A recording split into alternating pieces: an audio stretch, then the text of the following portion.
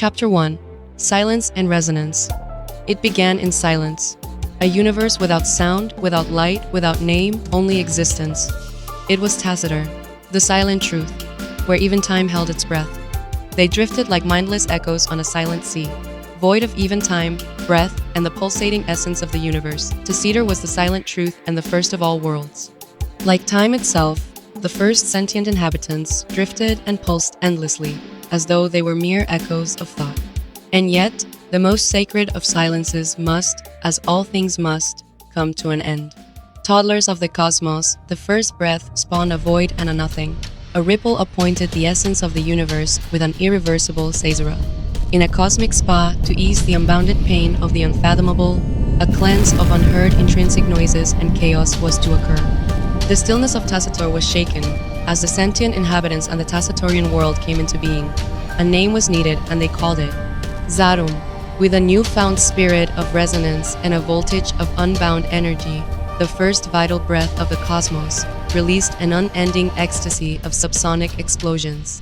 The newly christened and living cosmos could say it, a cosmos now purged of the burden of silence, Omarux.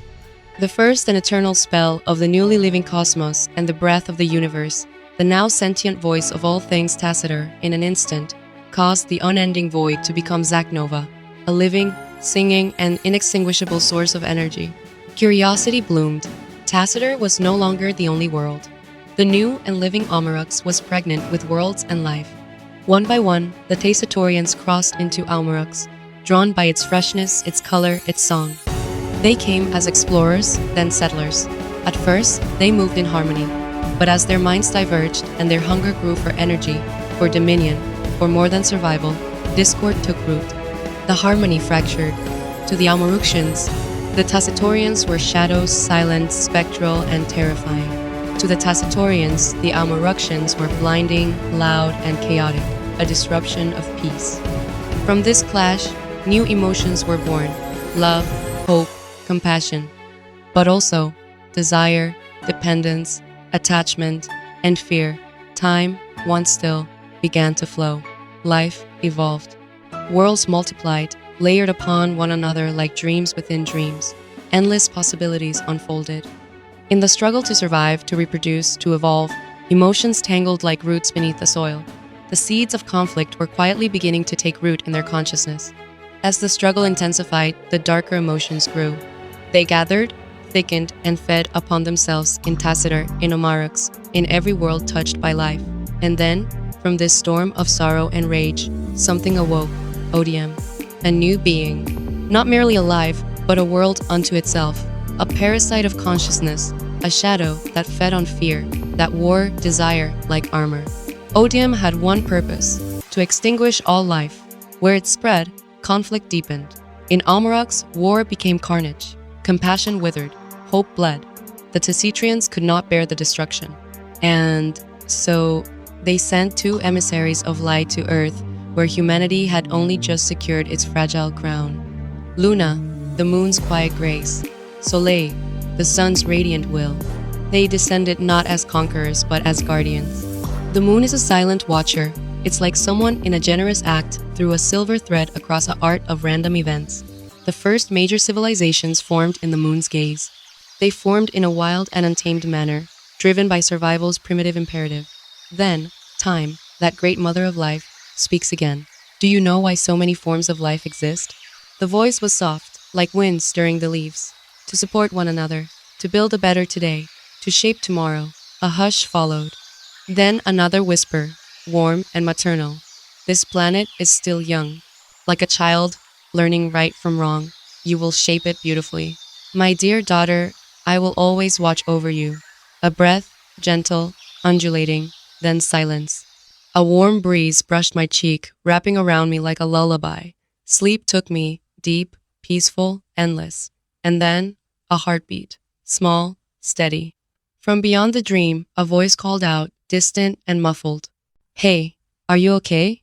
What did that mean? The voice faded. Silence returned, thick and familiar. But I could still hear it, my heartbeat. I was drifting through a chaotic, pitch-black world, and yet, something inside me began to calm. I opened my eyes.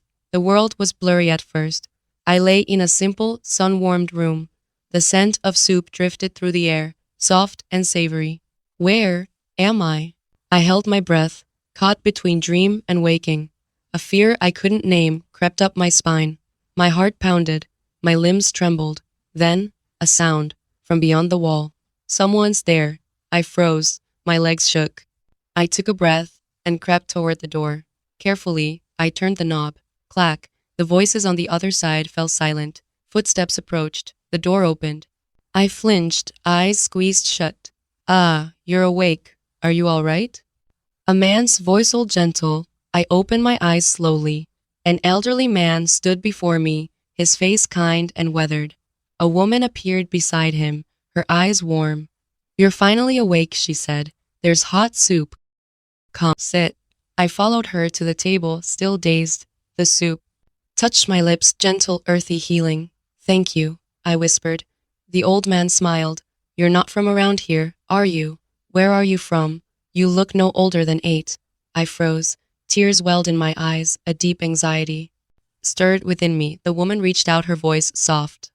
If you don't want to talk, that's all right. You're safe here. Stay as long as you need. I looked at her, my vision blurred with tears. I'm sorry, I don't remember anything. Where am I? They exchanged a glance, surprised, then solemn. The man spoke gently. We found you last night, collapsed by the lake. We brought you here. You're safe now. The woman nodded, her voice trembling. We've prayed for a child for so long, and then you came as if heaven had answered. I swallowed hard, my voice shaking. Thank you, you saved me. She covered her face with her hands. The man placed a hand on my shoulder. Take your time, we're here. Do you remember your name? A sharp pain bloomed in my head.